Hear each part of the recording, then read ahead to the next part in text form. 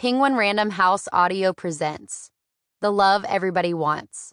What You're Looking For is Already Yours by Madison Prewett Troutt.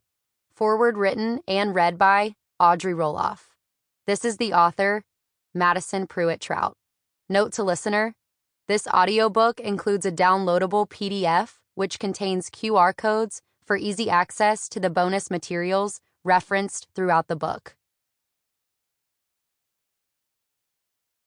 This book is dedicated to my husband, Grant Michael Troutt. I am so proud to be yours, but I am even more proud of the man of God you are. Thank you for always pointing me back to the greatest love of all, Jesus. I love you forever. Forward. If you've picked up this book, my guess is that your heart desires a love that's characterized by all the uns. Unquenchable, undivided, unconditional, unlimited, unending.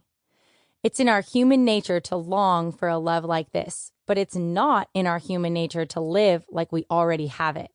And the truth is, we do. You do.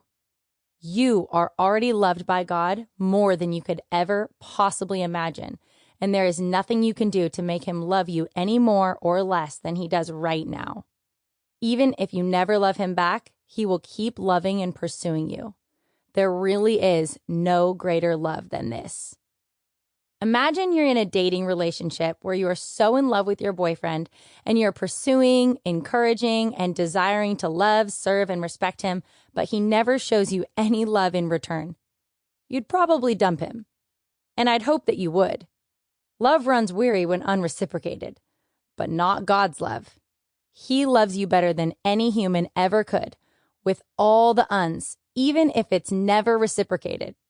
There's a verse in the Bible, 1 John 3:1, that says, "See what great love the Father has lavished on us, that we should be called children of God, and that is what we are. That is what you are. A child of God who lavishes his love on you so deeply and fully."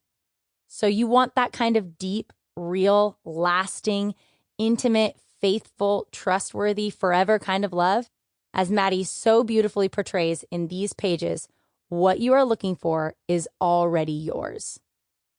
Back in 2020, I happened to watch an episode of Maddie's season of The Bachelor with some friends and was immediately intrigued by Maddie. There was a joy, peace, and confidence that she carried in a chaotic and, dare I say, unhealthy environment that set her apart.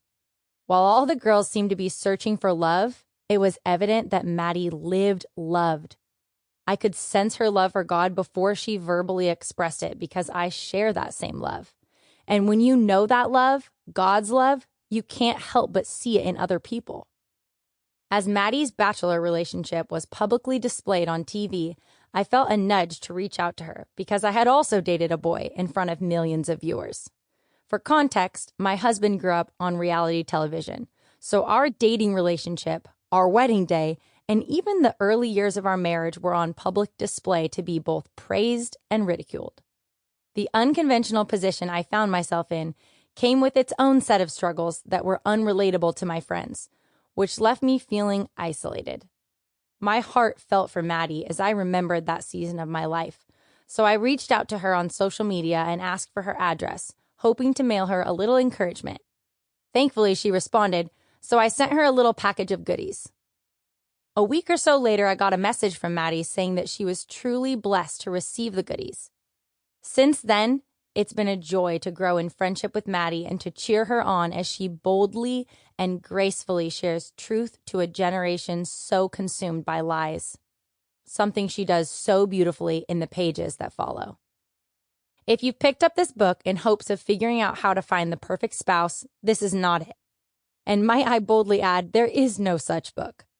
But what I am so excited for you to discover in these pages is the practical wisdom for pursuing healthy relationships, the comfort of hearing difficult truths from someone who's been there, the deeper understanding that will come from asking the hard questions, and ultimately a deeper understanding of how infinitely loved you are by God. In the words of Martina McBride, this one's for the girls. And not just the girls who've ever had a broken heart or wished upon a shooting star or loved without holding back, or dreamed with everything they have. This book is also for the girls who have felt the pressure to prove or perform to earn love. For the girls who have allowed shame, fear, guilt, doubt, or comparison to hold them back from experiencing true love. For the girls who are single and confused by the dating world and not sure what to even be looking for in a man of integrity. For the girls who are dating someone but aren't sure if it's the forever kind of someone. For the girls who want to start their marriage on a healthy foundation but don't have a healthy example of a loving relationship to learn from. And for the girls who desire a love story marked by the uns. As Maddie says, there is a better way to approach our desire for love that is hardwired in our hearts. And it's this, that we must look to God first, learn to see ourselves as He sees us, and only then will we be ready to love whoever God brings into our lives. When you pursue a real relationship with God and allow Him to fill you with the joy, peace, freedom, and love that only He can, that is living loved. And that love is infinite, and it's available to you now.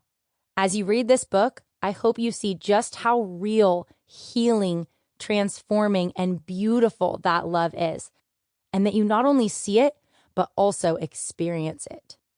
I hope you realize that what you are looking for is already yours. Audrey Roloff, New York Times bestselling co-author of A Love Letter Life and founder of The Marriage Journal. Chapter 1. Looking for Love. Searching in all the right places. We love love. We love the rush that bubbles up inside when we think about it. We can easily be swept up, obsessed, infatuated. We are hardwired for connection. We want to be seen, known, and yes, loved. We want to be chosen, to be valued. Maybe you could even say we are made to love. But it doesn't take a PhD in the psychology of modern romance to know that finding deep love and connection is, well, not easy. I know this has been true for me. Want a sneak peek of the real conversation going on in my head when I started to write this book as a single woman? How many more wrong ones until the right one? Is there something wrong with me? Do I settle for good enough? What if no one else will love me? What if I end up alone? What if I get hurt again? Why is it so hard to let go? Am I hard to love? Am I enough? Ugh, why can't relationships be easy? How many more breakups until I finally get the whole till death do us part? How many more tears and fears until peace and joy? Will I ever be happy? My guess is I'm not alone in constantly asking these questions. We're glued to our phones, social media, and TV dating shows. We're bombarded with images of love and relationships and sex and happiness and weddings and influencers who seem to have picture-perfect lives. But so many of us feel alone and confused. We're asking, why hasn't love panned out for me? I'm tired of not being chosen. It might come as a surprise to some that I struggle with this, but I do. You may know me from season 24 of ABC's The Bachelor, which aired in 2020. You may have read my first book, Made for This Moment.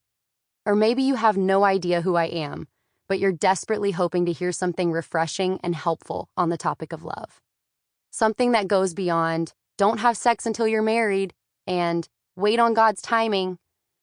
Though I've tried to put both of those pieces of advice into practice myself, I know that something more is needed during the in-between. We need something greater than a list of rules so that if we do meet our someone, we're ready for them. Trust me, I did plenty of dating Maddie's way and ended up with regret. I wound up hurt and feeling either like I was being rejected or like I was wasting valuable time and emotions. I'm not perfect and will never claim to be. Just ask my friends and family.